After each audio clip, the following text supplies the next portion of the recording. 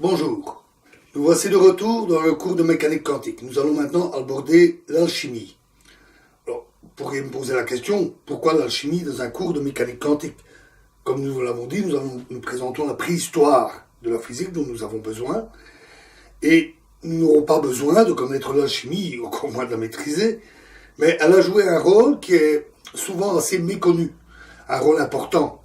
Et ça méritait bien une petite vidéo pour introduire la suite qui sera l'alchimie. L'alchimie plonge ses racines dans l'Antiquité et elle s'est surtout développée durant le Moyen-Âge, c'est-à-dire sur une période de presque 1000 ans. C'est donc pas du tout négligeable. C'était une discipline expérimentale, contrairement à ce que nous avons vu avec la philosophie de l'Antiquité et même ce qui s'est développé par après au Moyen-Âge, tel que la scolastique. Mais ce n'était malgré tout pas une discipline scientifique au sens moderne. Elle était en effet teintée, bien sûr, de philosophie, mais aussi de métaphysique, d'ésotérisme. Elle faisait appel à l'astrologie et faisait fréquemment appel aussi à des entités telles que des esprits, des démons. Elle utilisait souvent, dans ses pratiques, diverses formules magiques censées aider à la conception des différentes réactions qu'il mettait en place. Ce caractère non scientifique était aussi clairement visible dans ses buts. La chimie essayait de mettre au point diverses substances miraculeuses. Les plus connues sont l'élixir de longue vie et aussi la pierre philosophale, qui était censée pouvoir transformer le plomb en or. Ce qui est assez ironique, c'est que transformer du plomb en or, nous savons le faire à notre époque, à l'aide de la physique nucléaire. Mais ce n'est pas du tout rentable. Mais les alchimistes espéraient le faire de manière beaucoup plus simple, que nous savons maintenant totalement utopique. Cette pratique, malheureusement non scientifique, a aussi conduit à des abus. Nous ne parlerons pas ici des liens avec la sorcellerie, c'est un tout autre sujet. Mais un exemple, l'empereur Qin, premier empereur de Chine, le premier à avoir unifié la Chine, avait une grande peur de la mort. Il aurait voulu être immortel. Il fit appel à nombre d'alchimistes dans le but de lui concocter un élixir de longue vie. Il finit par absorber un élixir à base de mercure censé prolonger la vie. Et ce mercure, absorbé pendant des années, le conduisit à la folie, puis à la mort qu'il avait tant redoutée. L'alchimie était basée sur une théorie appelée théorie des 4 éléments.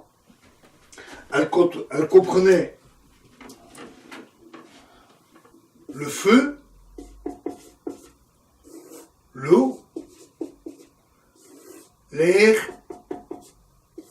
et la terre.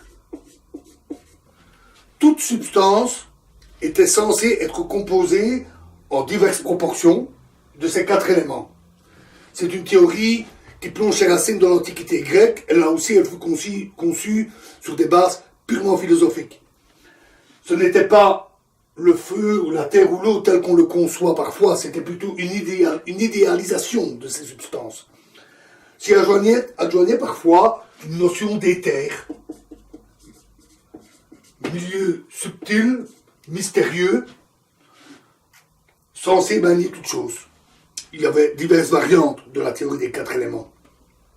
Un exemple souvent pris dans les explications de l'alchimie et de la théorie des 4 éléments était le bois. Le bois, lorsqu'il brûle, donne évidemment du feu, il dégage de la fumée, proche d'une substance gazeuse, l'air, et donc des cendres proches de la terre. Les substances ainsi obtenues, telles que la cendre, étaient censées être plus riches en terre que le bois qui contenait aussi du feu et de l'air. Il y avait même de l'eau. Un morceau de verre froid placé près de la fumée dégagée par le feu du bois donne de la condensation, des gouttelettes d'eau. Donc, on affirmait, voilà la preuve que le bois est composé de ces 4 éléments. C'était un peu simpliste. Et on ne peut pas dire qu'ils aient fait beaucoup d'autres expériences dans le but de valider cette théorie. Ça ne les empêchait pas de manipuler toutes sortes de substances. Ainsi, l'alchimie a quand même eu de nombreux mérites.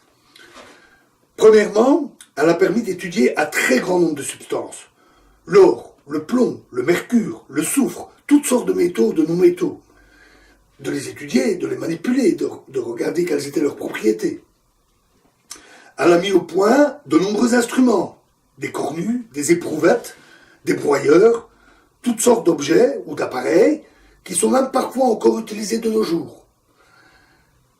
Elle a mis au point plusieurs techniques permettant de transformer des substances en d'autres substances. Mettre le feu à du bois en est une très simple. Mais elle a mis au point des techniques de dilution, de distillation, de calcination. Certaines de ces techniques sont utilisées encore aussi de nos jours. Elle a mis au point aussi de véritables catalogues des substances et de leurs propriétés. Un catalogue qui sera souvent utile dans la suite pour les bases de la chimie que nous verrons bientôt. Merci.